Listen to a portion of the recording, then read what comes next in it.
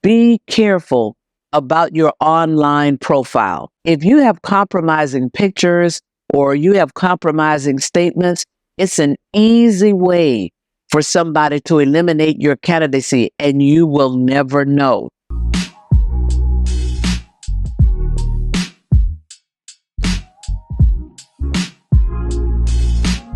Let's talk about how you can expand your job search. I know that most jobs ask you to apply online, but here are a few things that you can do that can enhance your chances by expanding your search. While it's important that you do apply online, don't forget to use your network. Your network is one of the most important tools in your tool chest. Make sure that people know that you're interested in the kind of opportunities that you're interested in. I call it talking your book. So people who are in your network that might already be doing that particular role, you want to talk to them about that role and why you're interested in that role and why you think you'd be good in that role. And you want to explicitly ask, if you guys are looking for anybody to join your team, I want you to think about me for the following 3 reasons. Here's why I think I'd be great at that. Here's why it's important for you to communicate your narrative as to why you would want that, why you think you would be successful. If the person knows you very well and they already think highly of you, they're going to have their own spin on your story and why you're good, but they will also add that narrative that you've given them. If the person doesn't know you very well, but they want to give you a shot and they don't think that they know all the things that they should know about selling you, guess what they're going to deliver? That narrative that you delivered to them. Use your network aggressively when you are looking for a job. It is not something you want to be secretive about because you don't know who knows who that may be able to open that door for you. The other thing I'm going to tell you to think about is make sure that you're thinking as broadly as possible about the role. I am a big fan of not just looking at the role and the title, but looking at the content of the job. One of the examples that I use all the time, if you're interested in a job that's going to allow you to value companies and learn about the value of companies, don't just think about, I want to get a job in mergers and acquisitions, because you have to value companies in order to give advice to someone about what they should pay for a company if they want to acquire it, or what they should sell that company for if they want to dispose of it. But there are jobs in credit risk where you have to learn how to value a company. There are jobs, frankly, in research where you have to learn how to value a company.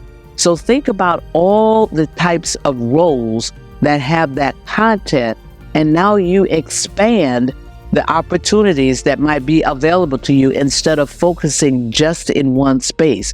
Let's talk about marketing, for example. You may think about marketing in the traditional sense at a CPG, a consumer package company.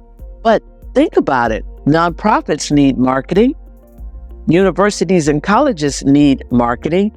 Lots of companies obviously need marketing, industrial companies, B2B models. Early stage entrepreneurial companies, they certainly need marketing. I really have a hard time thinking of any industry where marketing is not an important seat, an important role. So when you start to think again about the content, not just the specific seat, then you start to expand your opportunities. The third thing that I'm going to tell you is be careful about your online profile. Many companies have full departments that do nothing but look at candidate profiles. You want to be careful, because once you apply online, if your resume looks good, your application looks good, you even have a couple of good referrals, then the next thing they're going to do is to put your name online. Check out your social media.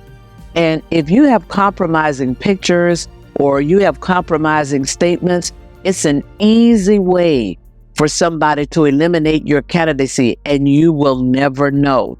So be very careful about the picture that you are portraying in public, i.e.